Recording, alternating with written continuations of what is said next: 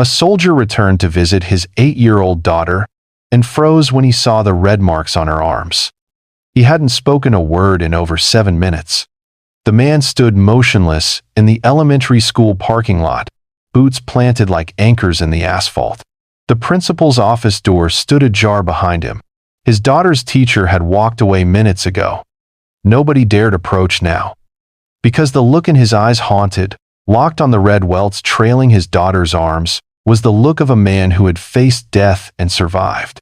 But this was different. 8-year-old Eva sat on the bench beside the playground, her tiny hands trembling as they clutched the frayed edge of her sweater sleeve. Her voice had cracked when she'd whispered, "It hurts more when he's been drinking." And that was when Staff Sergeant Cole Bennett's breath left him. Not in combat, not in the dark of some foreign desert, but here, in the heart of the country he'd bled to protect. He took a slow step forward. Not a single parent or teacher moved. Their silence screamed louder than a battalion. A soldier had come home to see his daughter, and now he was watching her try to hide bruises that had been left by another man's hand. 2 weeks earlier, Cole's left knee always warned him before the rain came. It pulsed now, dull and stubborn, under the titanium joint that replaced what an IED had stolen. 3 tours, 8 years overseas, 2 Purple Hearts, a chest full of medals. None of it made the VA line shorter or the flashbacks less vivid. He'd buried brothers, walked through the kind of darkness most men only dreamed about. He had survived by clinging to the image of his daughter's smile. Eva, his anchor, his why. Her mother, Emily, hadn't waited long after deployment. The divorce came quietly, then the remarriage louder, flashier, to a man with a new car, a smooth jawline, and a job in finance. David. Cole never fought it. He had no room for resentment. Just folded the custody papers, stored them in a worn-out folder beneath his cot, and made a promise. When I come home, I'll show her what a father's love is meant to feel like. Now, months out of active duty, he had finally arranged the visit. 1 weekend. That's all the court had allowed. Just long enough for Eva to remember who he was. Or so he prayed. But when he arrived at the school to surprise her early, he hadn't expected to find her hiding by herself, crying.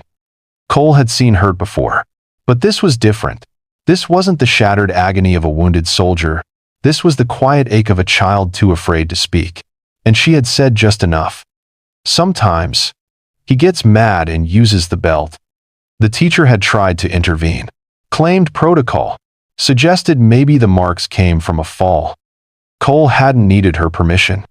He had lifted Eva's sleeve gently, reverently, as if unwrapping a porcelain doll. The marks weren't from a fall. They were fresh, raw, deliberate. David, the man who now tucked his daughter into bed. The system was a fortress. He knew it before he made the call, knew the chances were low.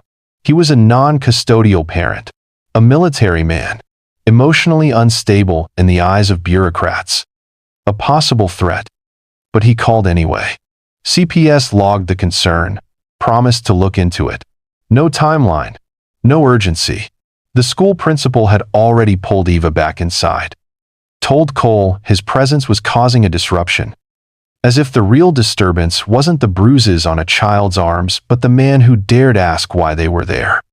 He could have raised his voice. But he had learned long ago, power doesn't come from noise. It comes from stillness, from control, from knowing the weight of your silence. That night, Cole sat alone in a motel room, staring at Eva's crayon drawing. She'd slipped into his hand before leaving school. It was a picture of a house. 2 people holding hands outside it. One had a brown beard. The other was a little girl with a pink bow. The man had a shield on his chest. Dad. Above it, she'd scribbled, "I miss you every day." That was when Cole made the decision. He wasn't going to knock on the door of justice. He was going to break it open silently. He started with records. His old army buddy, Reynolds, worked IT now for a private security firm. In 2 hours, he had confirmation that David had been investigated in 2019 for assault. Charges dropped, settled quietly. But the file was there. He contacted Marisol Reyes, a pro bono family lawyer known for standing up to the impossible. She took one look at the photos and said, "It's not enough, but it will be." Then, the plan began. He filed for emergency custody, submitted his military records, medical files, psych evals, character references from commanding officers, signed affidavits from his chaplain, a full dossier, with discipline only a soldier could muster. He said nothing to Emily, didn't confront David, didn't explode with rage. He waited, not because he was weak, but because his silence was the storm before the strike. 1 week later, the courtroom felt more like a battlefield than any outpost he'd ever stood guard in. David arrived smug, clean-shaven, tailored suit, arm looped around Emily's waist. Cole wore his dress blues, not to impress the judge, but because when you wear your scars with pride, people have to look you in the eye. The judge didn't smile, didn't blink. She read the file, flipped each photo, looked at Cole. "Sergeant Bennett, do you believe your daughter is in immediate danger?" Cole nodded once. "I don't believe," he said. "I know, and I would trade every medal I've ever earned to protect her from one more night under his roof." David scoffed, accused him of dramatizing, called him unhinged, claimed Cole was just bitter, vengeful. But he didn't see what the judge saw. He didn't see the way Cole stood, the way he didn't speak unless spoken to, the way his jaw never clenched, even when Emily looked away. He didn't see the letter the judge read silently, tears touching the corners of her eyes. It was from Eva's school counselor. "I don't know much about war," the letter read, "but I know what a scared child looks like, and Eva is scared." 3 days later, Eva stepped off the school bus into her father's waiting arms. No cameras, no applause, just silence, the kind that feels like justice. She dropped her backpack, wrapped her arms around his neck. "I knew you'd come," she whispered. He said nothing, but his heart, finally, was at ease. 3 months passed. Eva healed, slowly, but surely. Her drawings changed. Fewer dark scribbles, more pink, more smiles. Cole found work teaching ROTC. He built a new routine. Mornings with Eva, pancakes, braiding her hair clumsily. Afternoons training high school cadets. Evenings reading bedtime stories. He never raised his voice. Not once. Because he knew too well what loud could do to soft.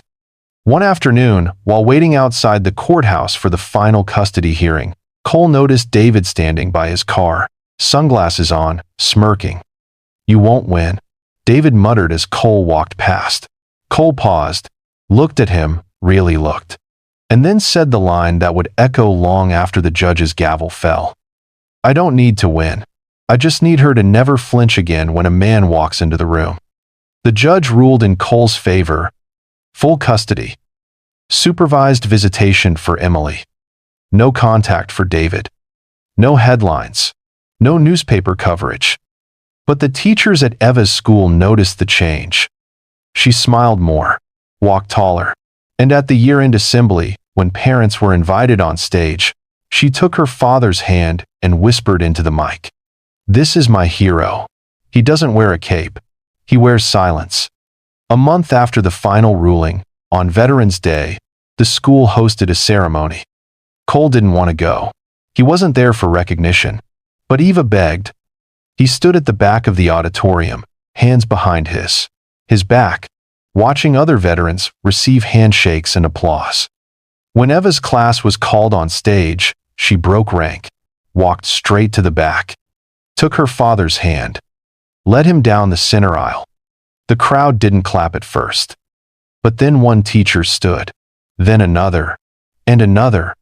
Soon, the room was on its feet, not for the medals, not for the uniform, but for the man who had fought a war, come home, and fought again for something even more sacred, a child's right to feel safe.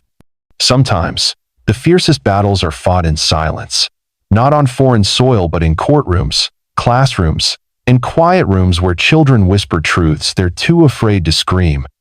Staff Sergeant Cole Bennett didn't save the world. He saved one. And sometimes, that's more than enough. To everyone watching, remember, heroes don't always arrive with fanfare. Sometimes, they walk in quietly, with calloused hands and unshakable hearts. Comment where you're watching from. Share this story if it moved you. And subscribe if you believe real strength is forged in silence and revealed in love. Until next time, honor the silent heroes. They walk among us. Quietly. Always.